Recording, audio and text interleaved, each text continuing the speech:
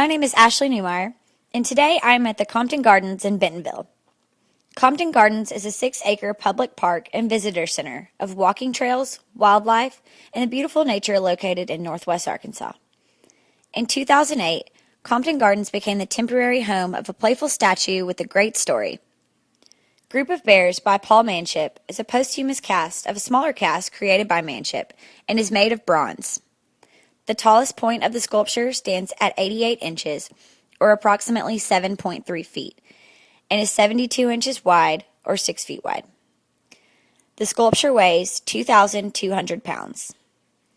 Manship originally created this sculpture as a much smaller cast of an original sculpture he included in the construction of the Paul J. Rainey Memorial Gateway at the Bronx Zoo. He issued casts of some of the original sculptures to help make up for the $250,000 cost of the gates, which took him almost 15 years to complete. Other casts created include Group of Deer and Baboon. As you can see, there is little detail because Manship's original sculptures were modeled to stand roughly 20 feet over the viewer. Though he studied his subjects in depth to retain their form and lifelike appearance, the detail is minimal and just enough to capture the personalities of the bears. It was not until 1952 that the sculpture was revisited in a design for the William Church Osborne Memorial Playground Gateway in New York's Central Park. This was one of only 2 smaller casts created. The other is currently at the Smithsonian American Art Museum. In these casts, Manship also changed the composition of the bears from the original sculpture.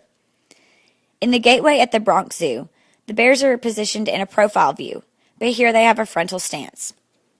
When the sculpture was created, Manship retained the poses of the bears, sitting, standing, and walking, but he adjusted the viewer's perspective. The piece that we see here is a posthumous larger cast created of Group of Bears.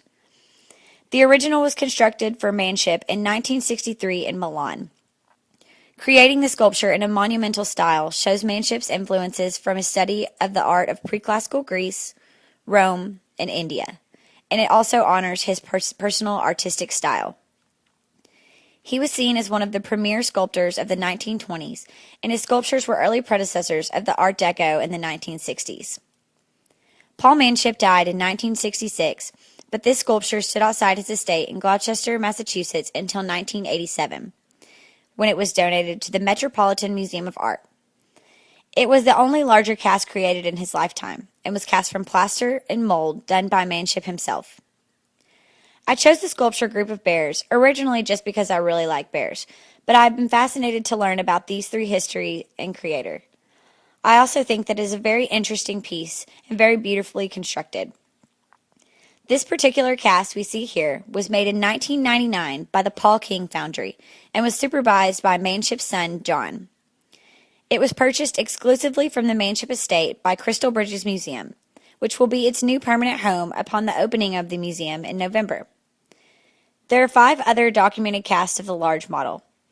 2 are owned by private collectors, 1 is at a Jerusalem zoo, and the other 2 can be seen at Hofstra University Museum Sculpture Garden in New York City, or at the Pat Hoffman Friedman Playground in New York City's Central Park. From its original design to the current casts, Group of Bears has always had one purpose: to bring joy and to capture the magnificence Manship saw in animals.